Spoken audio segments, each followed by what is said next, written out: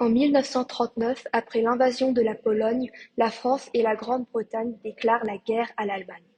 Le 10 mai 1940, l'Allemagne envahit la Belgique et la France en passant par les Ardennes, utilisant la tactique de la guerre éclair. Cette offensive rapide entraîne la défaite de la France en quelques semaines et provoque l'exode de 9 millions de civils vers le sud. La France est alors divisée. L'Alsace et la Lorraine sont annexées par l'Allemagne, qui occupe aussi le nord du pays, tandis que le régime de l'État français s'installe à Vichy, en zone libre. La France doit payer des réparations à l'Allemagne et fournir une partie de sa production, tandis que 1,5 million de soldats français sont prisonniers en Allemagne. Le 17 juin 1940, le chef du gouvernement, Philippe Pétain, demande l'armistice signé à Rethonde le 22 juin. Le lendemain, depuis Londres, Charles de Gaulle lance un appel à la résistance. Mes chers compatriotes, les chefs qui, depuis de nombreuses années, sont à la tête des armées françaises, ont formé un gouvernement. Ce gouvernement, alléguant la défaite de nos armées, s'est mis en rapport avec l'ennemi pour cesser le combat. Certes, nous sommes submergés par la force mécanique terrestre et aérienne de l'ennemi. Mais le dernier mot est-il dit? L'espérance doit-elle disparaître? La défaite est-elle définitive? Non. Croyez-moi, moi qui vous parle en connaissance de cause et vous dis que rien n'est perdu pour la France. Les mêmes moyens qui nous ont vaincus peuvent faire venir un jour la victoire. Car la France n'est pas seule. Elle n'est pas seule. Elle a un vaste empire derrière elle. Elle peut faire bloc avec l'Empire britannique qui tient la mer et continue la lutte. Elle peut, comme l'Angleterre, utiliser sans limite l'immense industrie des États-Unis. Cette guerre n'est pas limitée au territoire malheureux de notre pays. Cette guerre n'est pas tranchée par la bataille de France. Cette guerre est une guerre mondiale. Toutes les fautes, tous les retards, toutes les souffrances n'empêchent pas qu'il y a dans l'univers tous les moyens nécessaires pour écraser un jour nos ennemis. Foudroyés aujourd'hui par la force mécanique, nous pourrons vaincre dans l'avenir par une force mécanique supérieure. Le destin du monde est là. Moi, général de Gaulle, actuellement à Londres, j'invite les officiers et les soldats français qui se trouvent en territoire britannique. J'invite les ingénieurs et les ouvriers spécialistes des industries d'armement qui se trouvent en territoire britannique à se mettre en rapport avec moi. Quoi qu'il arrive, la flamme de la résistance française ne doit pas s'éteindre et ne s'éteindra pas. Demain, comme aujourd'hui, je parlerai à la radio de Londres. Vive la France libre! La Résistance, mouvement clandestin contre l'occupation allemande et ses collaborateurs, débuta par la diffusion de TRA et de journaux clandestins. Des réseaux comme Combat, en zone libre, et Libération, en zone occupée, se structurèrent pour infiltrer les administrations, recueillir des renseignements pour les Alliés, aider les pourchasser et organiser des sabotages. Les résistants prenaient le maquis pour mener des actions armées. Avec la collaboration du régime de Vichy, ils s'opposèrent aussi aux persécutions des Juifs.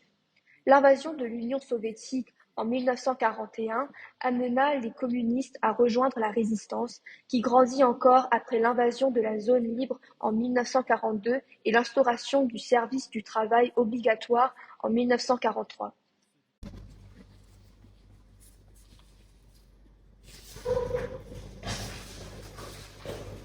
Je voudrais la fiche de compte de la semaine.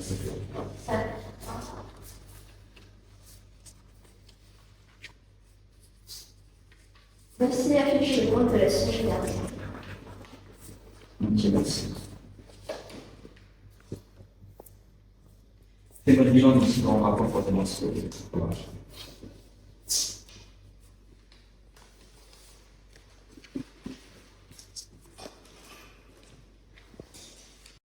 Pétain, homme âgé de 84 ans en 1940, était un héros de la Première Guerre mondiale, le vainqueur de la bataille de Verdun.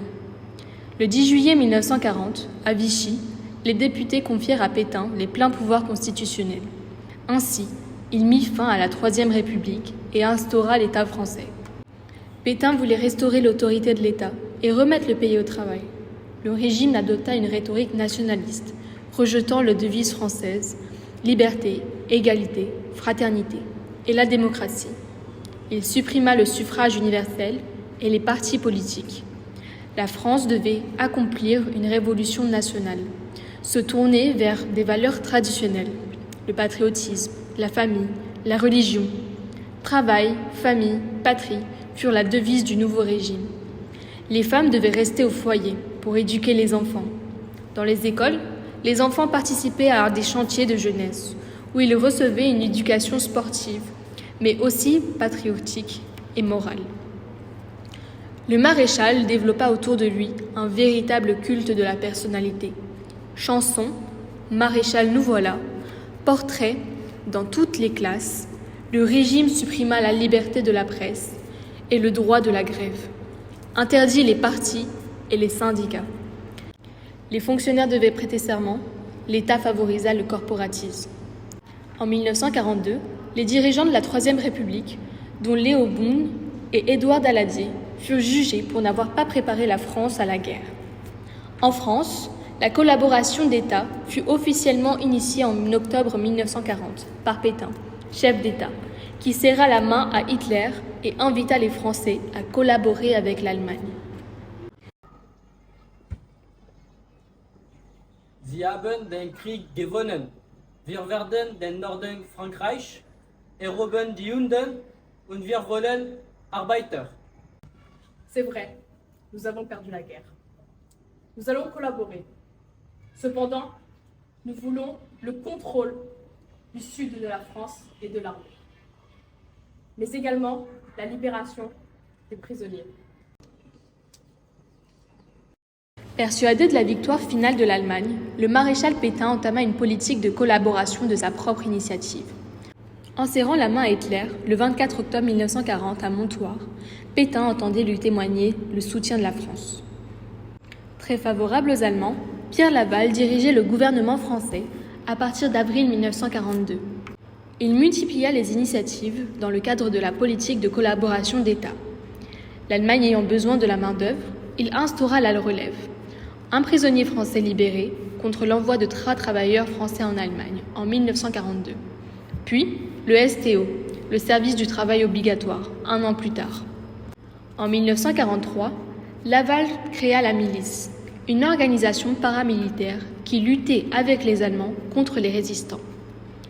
Certains Français combattirent même sous l'uniforme allemand dans la LVF, la Légion des volontaires français, contre le bolchevisme et finirent dans la division SS Charlemagne. Dès le mois d'octobre 1940, Vichy avait l'initiative de promulguer des lois antisémites. L'accès à certains métiers avait été désormais interdit aux Juifs. Le statut des Juifs fit d'eux des citoyens de seconde zone. En juin 1941, le recensement des Juifs fut obligatoire. Un an plus tard, ils devaient porter une étoile jaune. La politique d'exclusion à l'encontre des Juifs devint une politique de persécution. La police française aida les Allemands à pourchasser les Juifs. C'est notamment le cas avec la rafle du Veldiv dès le 16 et 17 juillet 1942.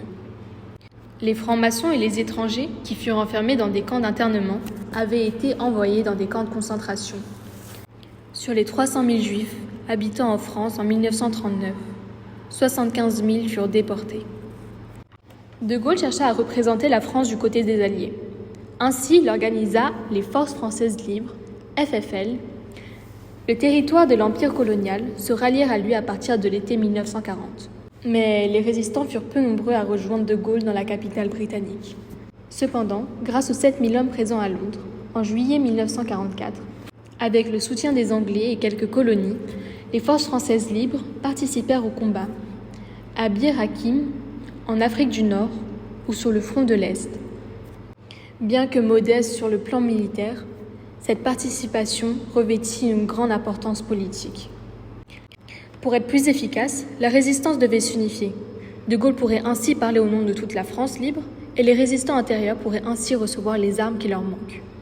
Le 27 mai 1943, sous l'action de Jean Moulin, le Conseil national de la résistance regroupa le plus important réseau intérieur et posa les bases d'un État clandestin.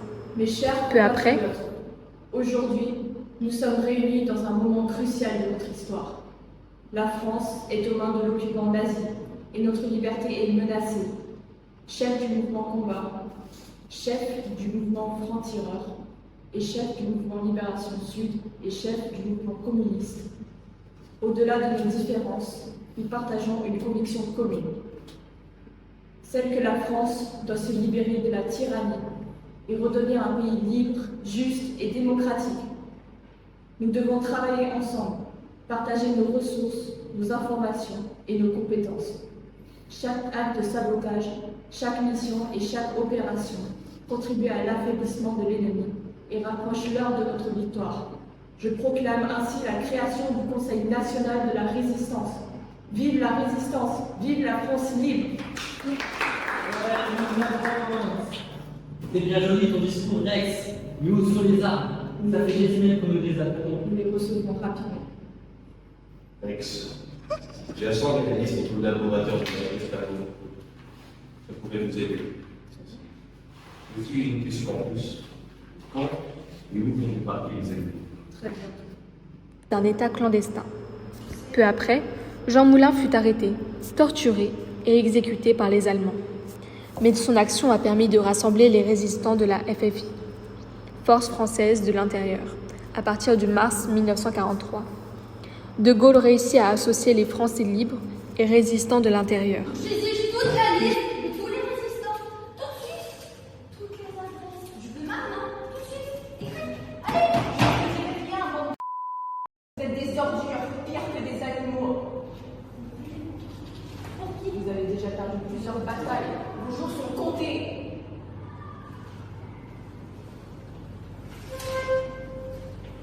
Ça le passe. T'as fait la liste? Non. Je veux la liste.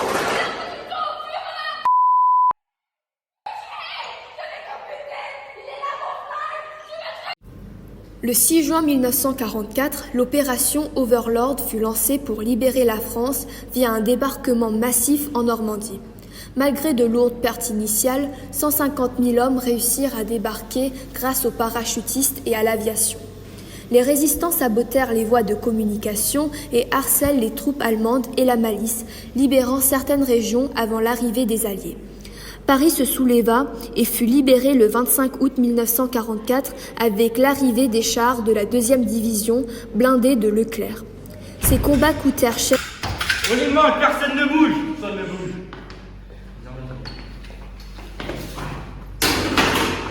Ça c'est pour nos frères, résistants torturés, exécutés. Nous prenons le contrôle de la mairie. C'est la fin du régime de Vichy. Au nom de la République française et de la France libre. De Leclerc.